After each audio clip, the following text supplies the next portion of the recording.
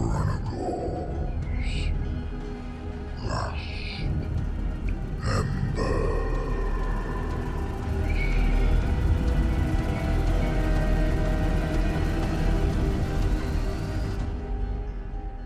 Teresia checked the sun-metal dagger at her hip, pulled her cloak tighter, and stepped from the alleyway. Between elegant manors and fluted pillars, the night's darkness huddled in close. Carved phoenixes watched from perches of stone, offering neither condemnation nor license. Good. Teresia was Lumineth, and needed no approval. The Phoenicium wore the trappings of old elven culture, but this was not Haish. Besides, this city had taken something from her, something she intended to find. Though born Serarian, Teresia's soul favoured the Tyronic virtues over the Teclian. That predetermination towards action made it inevitable she would slip from the war host's camp in the Phoenicium's middle districts and towards its innermost quarters. It was a pure self-justification, Teresia knew. It was a mission of emotion, the sort her people had sworn against. Yet, here she was. The night glowed amber. Mist drifted past silent porticos and silk weavers. The Phoenicium had never reached the teeming extremes of population found in Sigmar's storm god's other metropolises. Now its denizens had been relocated towards the wall by the elven war host and the Castilians of the Phoenix Temple. For that, she was grateful. It made this mission of stealth easier. A rustle from within a nearby manor spiked Teresia's attentions. The elf slipped to crouch beneath an arched window, hand slipping to a dagger. A figure loomed in the opening, squinting. "Swore I heard something." "Nah, them elves have better things to do than roam the streets looking for us after dark," came a gruff voice. "And even if not, all the more reason for swiftness. Now help me with this lock." The figure hesitated before pulling back. Teresia released a breath. Only looters. A third voice, feminine and thin, spoke from within the building. "They might. You trust those Haitians overmuch. They're up to something." "Perhaps. Then, knowing more than us is their knack." "I bet that's what the folk of Anvilgard said," the woman hissed. "I bet they said it even while being herded to the hag's altars." "A realm away, years ago, and a different breed of elf," the second voice sighed. "Phoenicium ain't Anvilgard, just so. Half the artisans in your shop are elven, aye? They've never given you grief, and every elf who got displaced seems as confused as we are. This isn't a takeover, it's something else. Something coming for the city." Teresia waited seconds more before slipping away. Though she knew little more than the humans of the strategy that had brought the war host here, the new sense of urgency had stolen over her. The elf muttered cantrips she had teased from hurricane wind chasers. Beneath her cloak pulsed a flash of rose light.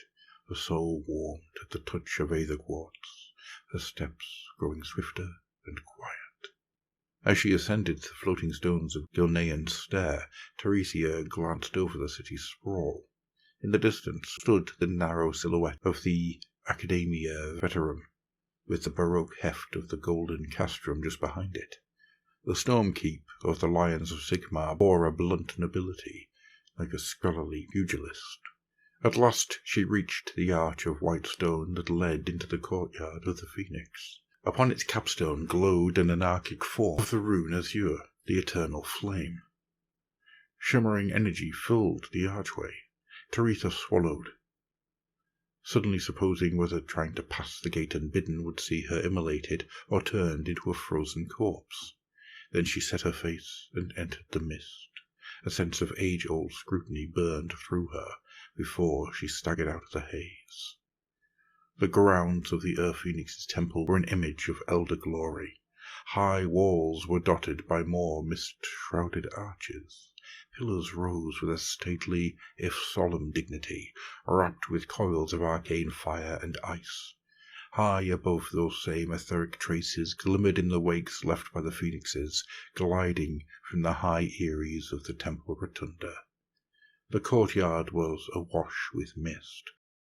Teresia had expected to encounter sentinels, but save for a brazier flickering at its heart, the courtyard was empty. Its protectors were likely within the temple, knelt in contemplation before the holy white blaze at its heart. Face lined with focus, Teresia moved towards the rounded and pinion-like stairs that rose towards the temple's colonnade. Where possible, she kept to the shadows cast by the archaic pillars, but soon enough she had to brave stepping into the moonlight. Then light and heat washed over her, and wings brought a downblast of air. On instinct, Teresia spun, drawing her dagger. Her fluidity would not have shamed a river sentinel of Yggdrasil. Yet the phoenix that had landed behind her seemed unperturbed. The runes carved onto the courtyard's flagstones beneath its clacking talons glowed nova bright. It spread its wings. Incardinine feathers flickered like an open heath. Eyes as blue as shimmering lunari gems regarded the intruder. Teresia tried to think as an elementary might when communicating with the spirits of Haish, but words failed her, and something in her wary hesitation saw the phoenix hiss. It beat its wings, tongues of fire leaping to graze her face. The elf gasped, staggering back a step. Her back struck something hard. Despite the threat before her, she turned. The phoenix guard's robes shone a guileless white. His armor, covered in gemstones and embossed flames, would have impressed one of our Inniscaith's vaulted festivals of smithing. For one clearly anointed amongst his order, he was remarkably young, save for the sparks of Aeon's old flame in his gaze. This time, speech did not fail Teresia, even if it did come out as a wondrous whisper. "Toralith!" To another, the Phoenix Guard may have seemed unmoved. Teresia, though, noted a slight creasing at the edge of his gaze. That he betrayed no more did not surprise her. Her younger brother had always been introspective and guarded, even before he had been gutted by a Myrmidesh scimitar at the heights of Mela, and taken the Phoenix Temple's vow of silence. Their supposed allies amongst the Phoenix Temple had carried him away before Teresia could reach him. For decades, duty had kept her from following the trail. Now, restraint be damned, she stepped forward and enveloped her sibling tight. Her brother did not return the embrace, though neither did he push her away. Moments passed, punctuated by the crackle of the brazier. Even when she did step back, Teresia kept a thin hand on his arm. "Did you ask them to take you from the battlefield? From your kin?" she said at last. Treacherous emotion leaked out in a humorless chuckle. "Eclipse is gleaming. I have waited years to ask you that. Did you beg the Phoenix Cult to carry you to this rebirth? Yet when they came, you were wounded and delirious. How could you have meant it?" Toralith was unmoved. The silence yawned. Teresia felt a scowl take her. "Tales of the Earth Phoenixes, laconic faithful are true, it seems. You ever did like to cloak yourself in mystery. Tell me, at least, do you truly glimpse all dooms? Seems like an unjust burden to level upon a heart." Now exposed, the wounds of their separation were weeping. She sighed, squeezing her sibling's arm. "Come with me. I do not implore you to break any vow, brother, nor sever any beholden oath, but come with me, and know what it is to be amongst kin again, if even just for one night." Still, Toralith was unmoved. Anguish suddenly animated Teresia, seizing her brother's cloak in a fist. "There was another phoenix you once served, Toralith. The Lord Tyrion would have you spend your fire for—" Her brother's gauntlet settled on her shoulder, centimeters from her neck. Behind her, the phoenix ruffled its blazing plumage and squawked. Teresia tried to meet Toralith's gaze. His eyes were like alabaster pyres, consuming every shadow and foible. Her lips went June dry. But Toralith's grip softened as he led her towards the brazier. Wearing her suspicion openly, Teresia nevertheless halted before the burnished bowl. Its conflagrant corona, half orange, half white, stretched her shadow across silent stones.